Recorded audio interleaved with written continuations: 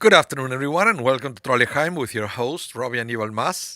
Thank you so much for tuning in, and welcome, Brenda, Anastasia, David, and I think that's it for now. Wow. Okay. I guess now that we are approaching the summer, people are going to start taking it easy. I don't know how many people in Winnipeg they went to the lake on the weekend already. They were probably disappointed because the temperature was lousy. But anyway. So welcome everyone. Coffee is back. So if you need to excuse yourself for a minute, go for a cup of coffee. That's fine. I won't get offended. If you leave the computer for a minute to go for coffee. So I hope you can hear me well. I think everything is working fine on my end as well. Welcome, Jerome. Welcome to the class. I hope the email went well. Did you were you able to send it, Jerome? Let me know. Otherwise, we'll find another solution. Uh, yes, it's too sad about the news. It is like we can have a break from that. We can have a break, and then you will see that mental health and guns don't blend well. We are learning that the wrong way. So yeah, it's way too sad. Way too sad. Uh, yeah. But today we are going to study Torah to uplift our spirits and to fight darkness with light. That's the whole idea, right? We fight lightness with dark. We find dark with light, darkness with light. That's why we study Torah, which, by the way, is a mitzvah to study Torah every day. It doesn't mean that you have to spend all day study Torah, but you should find a way to study a little bit of Torah every day. It could be through a podcast, could be through, there are different websites that they provide daily classes. Sometimes I get emails every time that they post a new class to this website, and I have emails all the time, which of course I have no time to go check them out. But I'm so happy that that in this generation we have the opportunity to live whatever we want to live, and then you can find teachers all over the world. So I don't know if you ever stop and realize that how blessed we are in this generation that we have that opportunity, right? So you can pick one of these big scholars in New York, and I could be here in Winnipeg taking classes with a scholar in New York. It's amazing. Nowhere before in history Jews had access to such opportunities, but in this generation we can. So if we don't study, it's not because you can't find classes. In fact, the number of free resources that you can find, it's unbelievable. Welcome, Amparo. Welcome to the class. And yeah, and then if you go back in time also, and then not so long ago, 100 years ago, 200 years ago, to go and study with teachers, you have to pay for everything. And access to Jewish education was so expensive and exclusive and elitist. And now it's so there for the world. You don't even have to be a Jew to study about Judaism in these days. You can go to all this website and have, believe me, like world-class lectures from the best teachers around the world. So that's great. That's the way we fight darkness with light. we study, we improve ourselves, we do good deeds. That is what we're supposed to be doing. Not to allow the darkness to get into our lives. It reminds me every time that I read news like the two people killed outside the museum in the United States. Uh, every time I see like that, I have the image of Noah's Ark. Remember Noah's Ark, the description in the Torah, that it says that it has to be covered in what is the word they use there? Because uh, it has to be coated in a material that it wouldn't allow the water to get to the inside. So if you think about it, in the middle of the flood, all the storm outside, it was crazy. It was crazy. But inside the ark, peaceful. It was peace. So sometimes that's what we have to do with ourselves. We have to coat our lives with something that it won't allow all the negativity to make it into our lives. And that is called Torah. That's why we study Torah, to cover ourselves. Yeah, Brenda, you say waterproof. The ark was waterproof, but we should become like a bad news proof. So you won't allow, we won't let all that negativity to affect that to the point that we want to be revengeful or anything like that. That's why we study every day, to remind us of what is expected from us. Okay, so we are going to study today a little bit because it's a very long parsha. It's Behar and Bechukotai, two different parshiot together this week, and it's the end of the book of Leviticus. Which I was thinking, by the way, before the class, how we call the book Leviticus in Hebrew is Vayikra, but still doesn't say much of what we get from the book. Leviticus, it seems that you're going to get all this specific instruction for the Levites and the priests, which we do. We do have in the book of Leviticus, don't get me wrong. But there is so much more that to call the book or to think that the book is it's just a book about priests and Levites, it's not fair. It's not fair to the book of Leviticus. We have some of the most beautiful verses in the Torah, like love your neighbor as yourself. That is a commandment for the entire Jewish nation, and it's in the book of Leviticus. So, yeah, it's not just about all the specifics of the temple, but also some of the most beautiful mitzvot to improve our lives, like love your neighbor as yourself. The other thing that we are going to read this weekend, and it's too bad because I won't be presenting a sermon to the congregation because there is a bat mitzvah, and the bat mitzvah is going to present the Dvar Torah this weekend. But there is an episode towards the end of the book of Leviticus where it says that you could make a promise or a vow back in the day, and taking your life as collateral to the vow. You take your life as collateral. What does it mean? Right? It's not that if you don't fulfill your promise, you're gonna be killed. But basically, what you said is, you promise something to God. God, if you give me this and this and that, or this or that is gonna happen, then I'm gonna have to redeem my life by its value. So what is the value of a life? Have you ever stopped thinking about that? What is the value of a life? Can you put a value of a life? Well, in this case, the Torah said there was a value. If you did such a vow, right? The Torah said, well, if you're a male over 20, then the value of your life is 50 silver shekels. Take it. Just like that. 50 silver shekels if you're a male over 20. If you're a woman, I think it's 30 shekels. It's a different value. And then if you're a kid, it's a different value and so forth. It's fascinating the way it's said. But then in many other cases, you could take animals or other objects as collateral for a vow.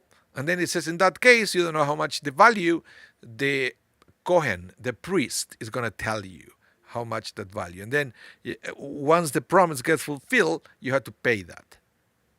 Presumably to the temple. I'm not sure how it used to work in those days, but it's all in this parsha. You go read it, or if you connect with us this Saturday, you will see on the subtitles all this saga, all the promises, and how much a life is worth. Just saying. Okay, so let's study.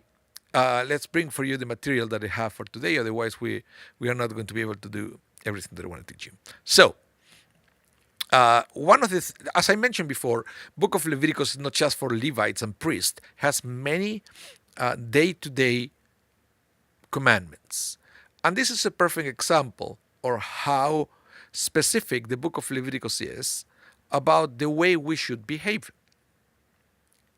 Because it's not just about, because again, think about it. All the rules for the Levites and the priest represent somehow or encapsulate somehow the commandments that they are related to our spirituality and to our connection with God. And so we don't want people to think that that's the important part of the Torah. So even the same book, the book of Leviticus, contains many commandments like this one that you have in front of you. Listen to this, because this is beautiful. It seems to be nothing to do with spirituality, but it does, and that is a mistake, because the whole idea here is that by being ethical individuals, we are strengthening our connection with God. Every time that you behave properly, we are removing impurities that they will stop the light of God to reach our souls. Think of it that way. And I explained this concept when we study about the high holidays and Rosh Hashanah and Yom Kippur. We come to synagogue, we pray, we repent, and then what we do when you repent is you remove all the impurities that been accumulating around our souls, that it will stop the light of God to reach your soul. It's like never cleaning a window.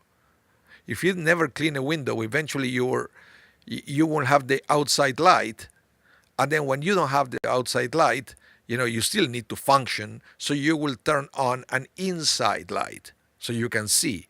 And again, it's exactly what happened with our lives, because we are not allowed, we are not allowing the light of God to reach our lives. Then we find we find ourselves reaching out to artificial things or people, man-made things, if you know what I mean. We replace God with artificial things. And why we do that? Because we don't have the full extent of the light of God shining in our lives. So the more we clean up that spiritual window, the less we will need to rely on artificial things. That's the whole idea. So one of the ways we do that is by behaving ethically. So I will read for you and listen to the extent on how important it is for the Torah that we behave properly. It says, Leviticus 25, verses 14 and 17.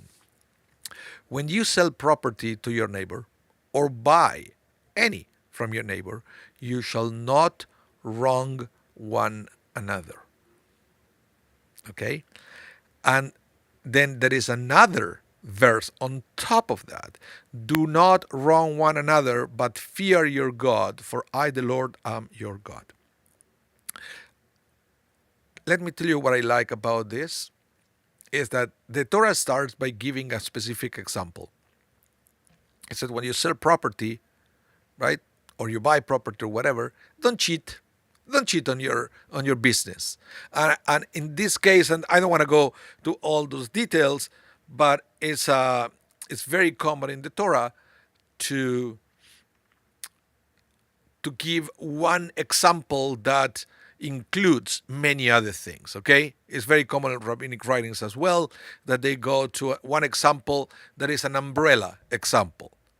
Is instead of going to the detail, they present something that is bigger, so that everything inferior will be included in that statement. So it's not just about property, it's about any other kind of transaction as well. You shall not wrong one another. But then, the Torah says, do not wrong one another, but fear your God.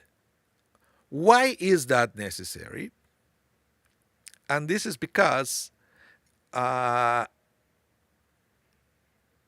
you can find ways, and this is very common, unless, correct me if I'm wrong, right? Please use the chat to let me know if I'm wrong, that there are ways to legally cheat in business. Am I right? There are ways of legally cheat in business, right? That that is a trick, is a loophole. So if you become familiar with all these loopholes, well, technically it's legal what you're doing, even though you know that is wrong. It happens all the time, and we read it in the news all the time. Happen with corporations, for example, the way they avoid taxes and other things, which is perfectly legal, but you know that is wrong. So that's why after the Torah will give all these details on how you should not cheat on this and you should not cheat on that and you should be honest on this, you should be honest on that. Yes, Miss Janet, you said IRS loopholes. There are many things. There are many things. Because that's why after all the specifics, all the specific examples, the Torah will wrap it up by saying, do not wrong one another, even if I didn't mention the specific. Don't do it. But fear your God. Every time that the Torah will say, but, fear your God, it means, well, I know that nobody's watching you. There are no witnesses. Nobody will ever know that you cheated. Because there are many cases that you know that nobody will ever find out that you cheated. In those cases, when you know that nobody will find out because nobody can see you, God is seeing you. That's why he will say, do not wrong one another, but fear your God. God is watching. God is watching everything we do. Okay? So, any comments, please let me know, like the IRS loophole. But it's interesting, Miss Janet, you're telling me that you are from the United States with the IRS comment. Here in Canada, CRA, Canada Revenue Agency. I don't, I don't know how to say it in French, even though every time I receive a letter from them, it's written in English and in French. And it makes me shake every time I open the letter. There was a time that I was audited and I had to put together all the papers. It's ridiculous what you have to do. Ridiculous. And then there is always something missing, so you have to send something else. So, but you have to do the right thing, right? You have to do the right thing. Any comments, please let me know in the chat. Otherwise, I will continue with the next topic. And again, look at the content of these verses, right? Nothing to do with the temple. Nothing to do with coming to synagogue and praying to God. And yet, fulfilling these commandments, it is a spiritual matter as well. It is. Because not being nice to each other in business is a way to desecrate the name of God. Brenda, you said there are many examples that I could address, but probably wouldn't be very popular. Yeah, I hear you. Okay, so let's continue. And listen to this, what Rashi says here, because Rashi now is going to open another door, or let me say it in a different way. Rashi is going to add more layers to just buying and selling real estate. Listen to this. Rashi says, the first verse refers to financial fraud. The second verse forbids verbal fraud, speaking hurtful words or giving bad advice. That is why the second verse add, but you shall fear your God, lest a person say, who will know that my intention was to do him evil?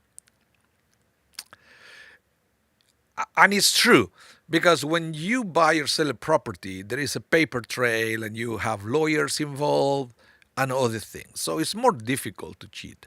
But there are many other situations in life where it's also cheating, even if we don't realize that. And I'm going to talk to you a little bit about that in a minute.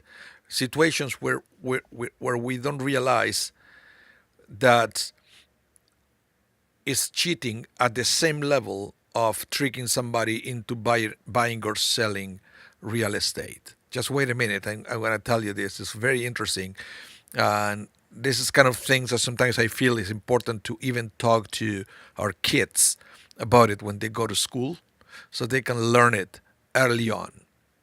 You will see what I'm talking about. But so listen what Rashi is saying here. Rashi said, first you have financial fraud. Everybody knows is bad. Everybody knows this is bad.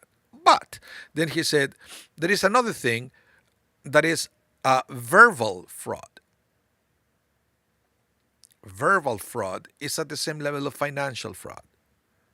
And this could be many different kind of tricks that we play to each other by the words we use. Okay?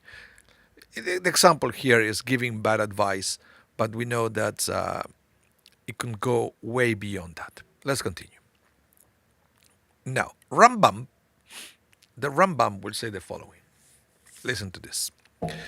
And similarly, lies, tricks, subterfuges, cheatings, or circumventions are forbidden. They said it is forbidden to deceive anyone, and even more so when it can lead to the desecration of God's name. For that is a great sin and imbues in a person bad traits. And all these wicked actions God explained that he will be disgusted with them and with those who perform them, as it says. For anyone who does these is an abomination of God.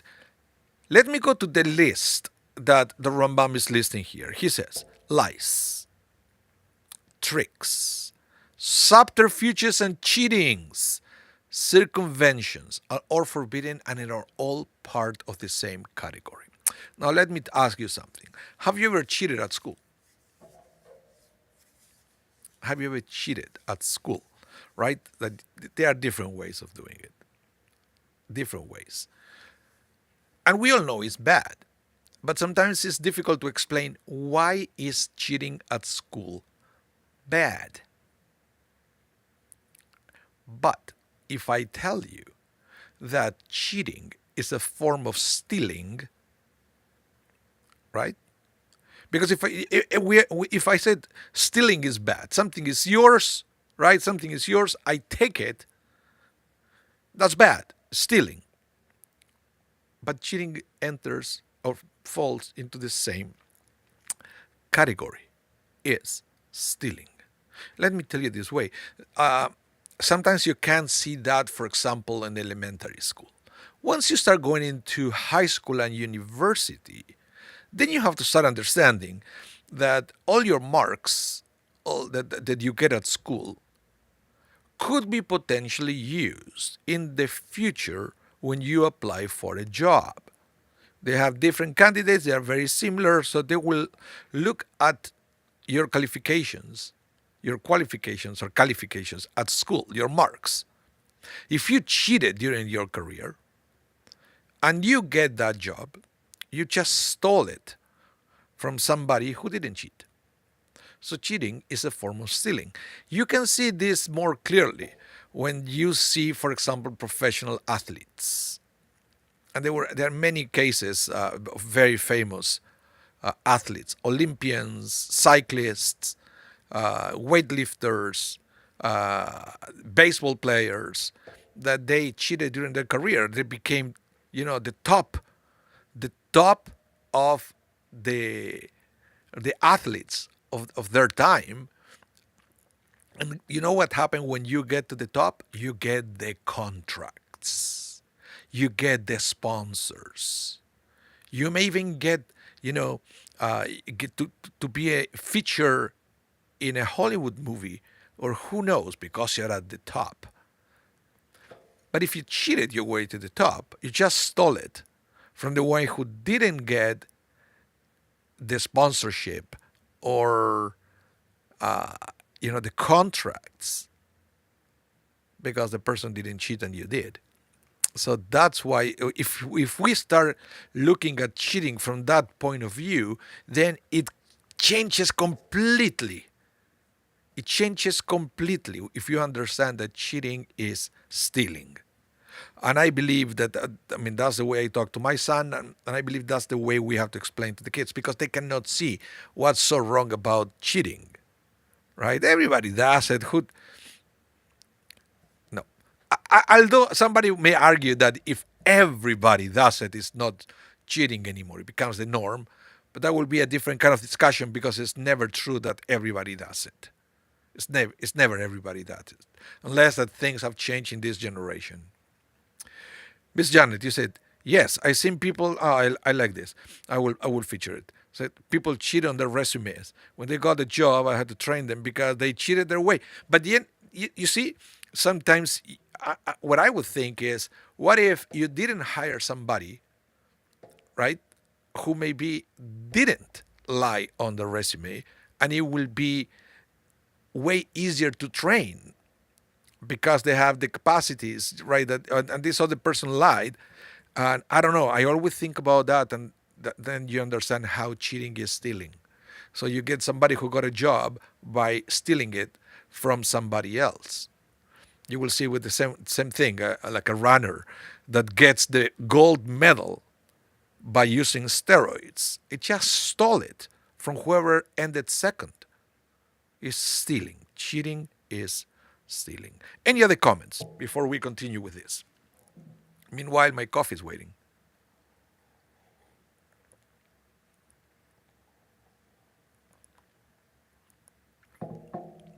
Yeah, yeah, would be great if we don't cheat. Yeah, but you see here, this Rabbi Menashe Klein, he said something very interesting. He said cheating is a clear violation of Geneivat Da'at.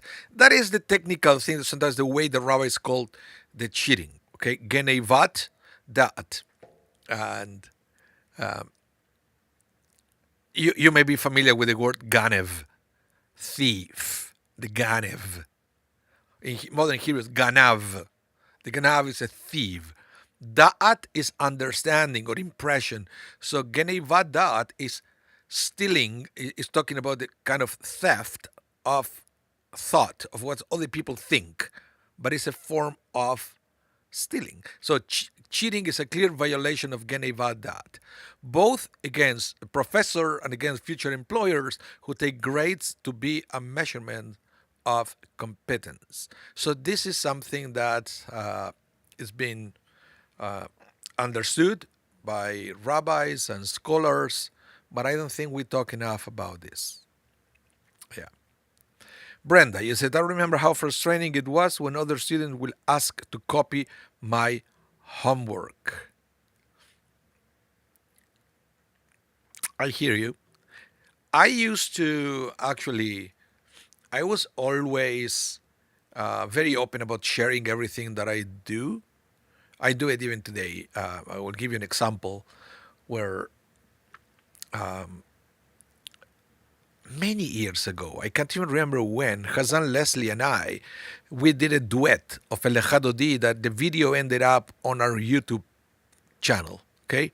And there was a cantor from another synagogue in the United States, totally random,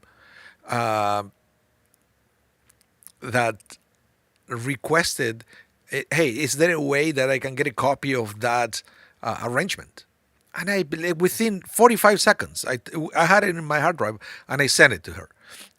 But I was always like that. With the homework was the same. I used to be very, I wouldn't say organized, but I was very like every time that I would take notes or do homework, I was very, very good at designing the page, at using different colors, and all that. And I remember uh, my classmates always asking my work to copy it. And then once I was in high school, they used to take photocopies there. I remember they used to pay. There was a room there. You paid, you will get the photocopies. But I never care. I never care for them to do that. I don't know. Maybe I should. And but it was clear that they never study, and I guess they finished the high school by never studying certain things because they were taking it from there. And so they can copy the homework, fail the test. Yeah, I don't know. Sometimes there were things that they were not so important for the test anyway, but there was it was a way of cheating because the professor will ask, the teacher will ask, so did you do that? Yes, of course I did. They didn't. They copied from me. Anyway, but you should know, always remember, and you can share it with other people. Cheating is stealing. Okay. So let me expand a little bit more about that. Brenda, you said you did the work and they got the credit sometimes, but I never care about that. You will see I do lots of things here to Sharizedek. I never put my name at the end. So everybody will know that it was me, the one doing it. I'm not like that. I just don't do it like that. Anyway, I do a lot of things. Like the Sidur, the Haggadah, and things. I put it together and it's for everybody to enjoy. Okay, Genevadat. More about this. The literal meaning of Genevadat is in Hebrew theft of one's mind, thoughts, wisdom of or knowledge. So this also enters into the category of copyright, right? Like when you use somebody else's work, it's also Genevadat is also the same form of cheating. Okay, so thoughts, wisdom of knowledge, etc. Fooling someone and thereby causing him or her to have a mistaken assumption, belief, and or impression. Thus, the term is used in Jewish law to indicate deception, cheating, creating a false impression, and acquiring undeserved goodwill. Again, but that goes beyond lying. Any words or actions that cause others to form incorrect conclusions about one's motives might be a violation of this prohibition. One does not have the right to diminish the ability of another person to make a fair and honest evaluation, whether in business or interpersonal relations. And this enters into a gray area. For example, that there are many marketing strategies and advertisements that they could be a violation of Genevadat. But you see, in the modern world, it's getting more and more complicated, right? And yeah, Brenda, you said, by the way, the new video of Dor Hadash. Oh, that it was not Dor Hadash. That was not Dor Hadash. And let me tell you the story. Yes, that is my son and his friend Mason. And there was another kid. His name is Adam. He couldn't he couldn't come. His sister was sick for the day of the concert. Adam played the piano, so I had to go and play for them. I did the best I could. But they wrote that song for the Yom Ha'atzmaut song contest at Grey Academy, at the Jewish school. And when Leslie decided to invite them to come and sing at the concert, we didn't know how well or bad that song will do for this song festival, right? We just played by faith, and they ended up getting second place. So it was good. The first place was amazing, but they were very happy that they were able to perform it once again. And the kid who sang, his name is Mason, and he's having the bar mitzvah in the winter on a cruise, and he's a very good friend of my son. So we are going to his bar mitzvah on a cruise, and they are gonna sing the same song at the cruise for the party for that bar mitzvah. So, but it's good that they find ways to connect with Israel through music. So yeah, they wrote that song. It's the second year my son participates on that. But my son is in Dor Hadash, but that was not part of the Dor Hadash project. That song. Okay, so let's continue. Now, It says legally, it is only forbidden to defraud one's fellow. Okay, you should not cheat. You should not pretend to be something that you are not, etc. But listen to this. But a chassid must go beyond the letter of the law and take care of not to fool himself either. I like this because this is also something that we never talk about, right? They said you should never cheat. You should never fool somebody else. But what about yourself? What about yourself? Don't we sometimes lie to ourselves, and or we lie so much that we end up believing the lie, right? So it's interesting that we should also not fool ourselves. Brenda, so you will be officiating. Yes, I'm going as a rabbi, but it was a long story how that came to be. It's because I'm a friend of the family. They did it through the Shari Zedek anyway. So yeah, I am going to that cruise. To be honest, I'm not a cruise kind of guy. I'd rather go to a beach in Mexico, but I will do it for them. Yeah. Any questions about the topic?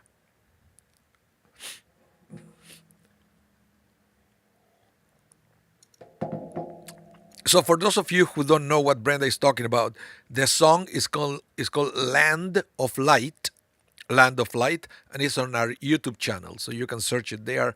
You will see Mason singing. My son was playing the some kind of African drums. It was a beautiful song. I was playing the piano. Okay, so let's continue. Now, listen to this. How can you know something is wrong and yet do it anyway? Isn't that an interesting question? How can you know something is wrong and yet do it anyway? Oh, Brenda, you see, Stiesel. Yes, I saw Stiesel. I know how they were, ultra orthodox people, and they still do some shady thing. Absolutely, absolutely, shady things happens with religious and non-religious people. So this question is even more important. How can you know? How can you know something is wrong and yet do it anyway? Especially if you are religious. Plato thought it was impossible, but Aristotle thought otherwise. He called it akrasia, weakness of will. So in other words, you know that it's wrong, right? But you know, you're weak. You're weak, so you cannot control yourself. So nevertheless, you do it, even though inside, deep inside, you know that is wrong. He called it akrasia, weakness of will. The Bible begins with the most famous of all stories on this theme. Adam and Eve knew the fruit was forbidden, yet they went ahead and ate it anyway. Well, I can argue a little bit of that because the the snake tricked them, right, into understanding the prohibition from God. Look, it's not that really forbidden. You're not understanding properly what God say. So, so here we have an instigator that it was the snake. But yeah, I guess at the end of the day, they could have, if you have a doubt, you don't do it just in case. So they went and did it anyway. The reaction when they heard God approaching was to hide, forgetting, as we still do, we also forget that when it comes to bad behavior, you can't hide forever. Sooner or later, you will be found out. That's how paradise was lost. People, sometimes very intelligent people, can throw away their whole lives, their careers, their reputation, their future happiness because they can't resist temptation, because they think they can hide. They can cover up what they've done. They start by deceiving others, but they end by deceiving themselves. You see, it's the same thing. Sometimes you lie so much that at the end you start believing your own lies, which is why morality matters and why we should always heed the inner voice we call conscience. It's there to guide us from principle to practice. It's our satellite navigation system as we chart our course through the wilderness of time. Being honest to others is the best way of being honest to ourselves. And this is of course, the words of the famous Rabbi Jonathan Sachs. And that's why, by the way, when I teach, I always mention who the author was. Because if I would present this, pretending that this is I'm so smart that I came out with this, that will be also a violation of Geneivat Da'at, pretending that I'm something that I'm not. These are clearly the words of Rabbi Jonathan Sachs, and that's why, again, you will see every time I present a paragraph to you, I always write there where I took it from, who wrote it, uh, who wrote it for you. Yeah, it is very important to do that. Okay, so it is a struggle sometimes, but that is something that it takes practice, and many rabbis will say that that's one of the reasons for the mitzvot, for the commandments, is to strengthen ourselves in all these areas. So when you eat kosher or you put on tefillin, you say, what does it have to do with moral? Well, kashrut, for example, the fact that you stop eating if some things and you eat others, even though you want to eat that. Because nowhere in the Torah says that eating pork is not delicious, right? I became kosher when I was 24, and I can tell you, pork and shellfish were delicious. That's not the problem. That is, it's not that we have to avoid them because their flavor is lousy. It's just a way, that's the way I understanding, to develop self-discipline. I still want, sometimes to eat the other thing, but I don't. I control myself. Because I said, no, I made a decision. I keep kosher, so there are certain things that, even though I know they're delicious, I don't eat them. So when you struggle with those decisions, it's exactly the same way you feel when you struggle with other decisions of things that you know that you should not do before you do it. So kashrut is a way of reminding us that there are certain things that they are proper, they are fit, and there are some things that they are not. And we go for the things that they are fit, and we avoid at all cost things that they are not. Same thing happens when we put on tefillin every morning.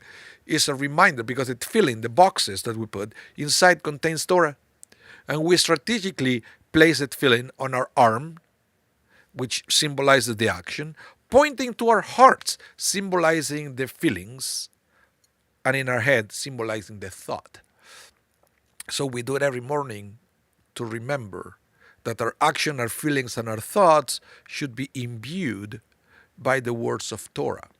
Even when sometimes we are going to struggle, because sometimes the feeling are going to tell us something that it goes against the Torah. So it's a reminder that in that case, you should not allow the thoughts and your action to do what is forbidden. Sometimes comes the other way around. Your thoughts will tell you something that is against Torah. So don't let your thought to affect your feeling and your action. And also don't let bad actions affect your thoughts and your feelings. So this is an exercise every morning. The more we understand this, or all the reason why we do the commandments, the better, because we can see how the beauty and the wisdom of the commandments can help us navigate life in amazing ways. So, Jerome, you say, same for fasting, control over the body to follow the commandment. Yeah, luckily we don't have too many fasts in the year in Judaism. But yes, fasting goes to the same place, to avoid doing something. And I think it's, at the end of the day, is to learn first to recognize the feeling. Think of it this way. Next time you fast, or you have to go through these dietary choices, not only Judaism, think about if you are on a diet, maybe because your doctor put you in a diet, right? How learn to recognize the feeling when you want something that you know you shouldn't. You shouldn't eat, you shouldn't do, etc. You will see that the feeling you have when you want to eat something that is forbidden, or the feeling you have when you want to do something that is forbidden, are the same. What you feel inside is the same. So when you learn to deal with one, chances are that that skill is transferable to other situations where when you're in a position that you may do something that is not good. That is one of the things that we learn by paying attention of Jewish wisdom.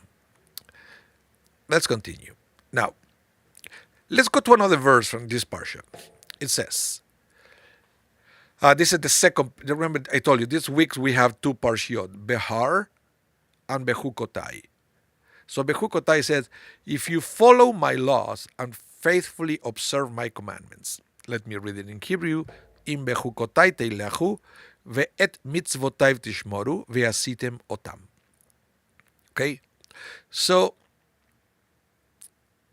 if you read this without any kind of background, at least that's the way that I will approach it, I will have trouble understanding the difference between my laws and my commandments. Why is the Torah mentioning here two different categories? If you follow my laws and faithfully observe my commandments, aren't those the same things? Aren't the commandments the laws of God? Right? Well, yes and no. Technically, yes. Both are at a level, both are synonyms. Okay? But then when you start getting closer to those words, you understand that they are different type, or different kind of commandments. Commandments in Judaism comes into different categories. And I think sometimes it's important to understand that we have different categories of commandments. And for example, the most important two are the Hukim and the Mishpatim. Okay, two different. Again, both are equally important. Both fall under the how you could say the main category of mitzvot, of commandments. So you have mitzvot, that's a category, and then two subgroups within mitzvot, hukim and mishpatim. But they are both one and the same. The way or the why we have two different words is for us to better understand the essence of those commandments, not because one is more important than the other. And please, I want you to understand this, okay? It doesn't mean that one is more important than the other. Hukim are those laws in the Torah we seemingly do not know the reason for. So the ones we don't understand. For example, the prohibition to wear shatnez. Or forbidden mixture is like a shatnez is when you cannot wear in the same garment wool and linen together. Okay? Go ahead and tell me what's the reason for that. There is no reason. It's like it's in the Torah. So you should not wear in the same garment wool and linen together. Okay? Or for example, the prohibition of eating pork. The Torah doesn't give a reason for why we should avoid pork. Some people say, well, the pork is dirty, right? It has so many illnesses. Oh, really? And the chicken is so healthy. If you follow the news, you will see that they are all over the United States all the time, that they have to sacrifice millions of chicken because they have the avian flu and other things. The chicken also carry illnesses. Cow and lamb, and they also carry illnesses. So the real reason why we cannot eat pork is hidden to us. The Torah doesn't say why.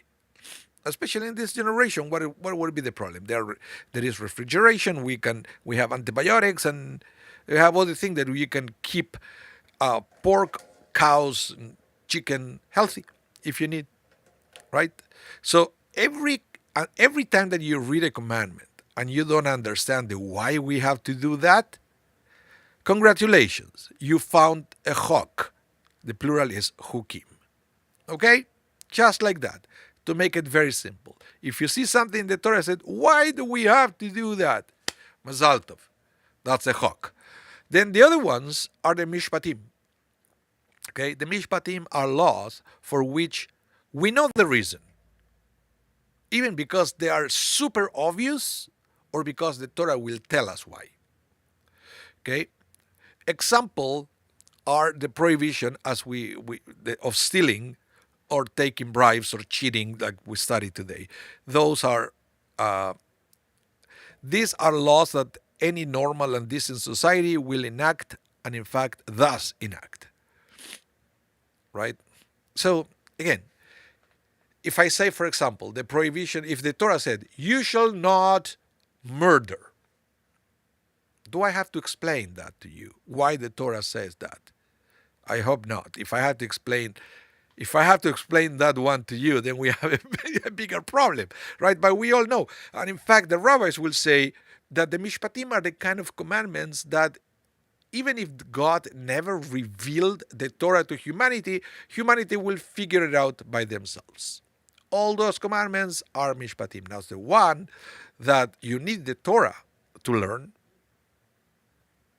because otherwise, who will come out with the idea of not mixing wool and linen together or removing pork from the diet, unless it comes from God, right?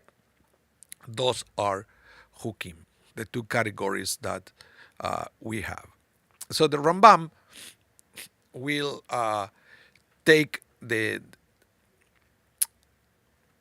all the think about the different commandments to another level, and he said, the Rambam, the eighth fundamental principles of Judaism is that the Torah is from heaven. Okay, it means that we must believe that this entire Torah, which was given to us from Moses, our teacher, may he rest in peace, is entirely from the mouth of the Almighty. Okay, so this is very interesting because it's not that we fulfill the mishpatim, the logical commandments, because they're logical. That's not the fact that we can understand them is a bonus. But that's not the reason why we do them. The reason why we do them is because they were commanded by God. That is an essence of Judaism, and it's kind of explained here by the Rambam. And the same reason why we fulfill also the mishpatim, the hukim, sorry, the one that they are illogical, the kashrut laws. We eat kosher because it's in the Torah, because God said so.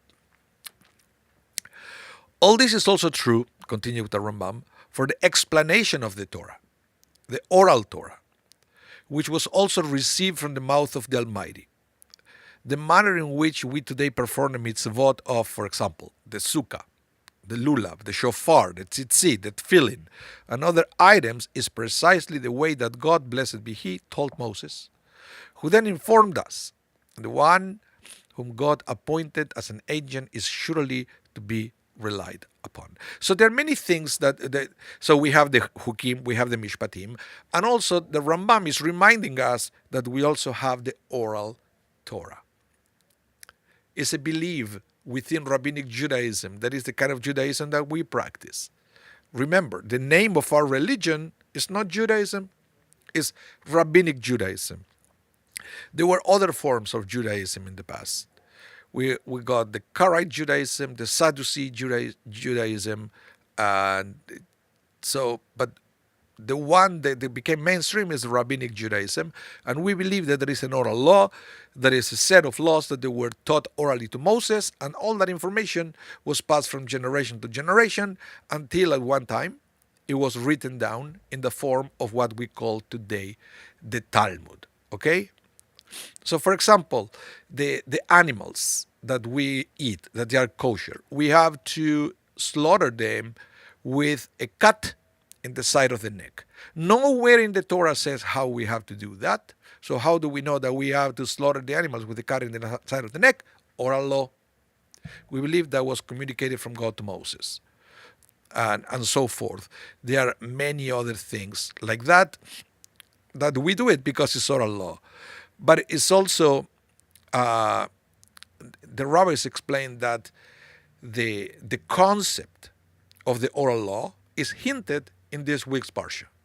Where so? Where so? What is the oral law hinted in this parsha? Leviticus 26:46. This it says, "These are the statutes, the ordinances, and the Torah with an S. In Hebrew is Torot in this parsha, that the Lord gave between himself and the children of Israel on Mount Sinai through Moses." So Rashi has to explain here, because Torahs or Torot could also mean instructions. The word Torah could be referred to the Torah we read in the synagogue, or could also be any kind of instructions given to God. But so that's why Rashi explained here why the plural form Torahs. This denotes two Torahs, one written Torah and one oral Torah. It teaches us that all was given to Moses on Mount Sinai. And this is also from this parsha.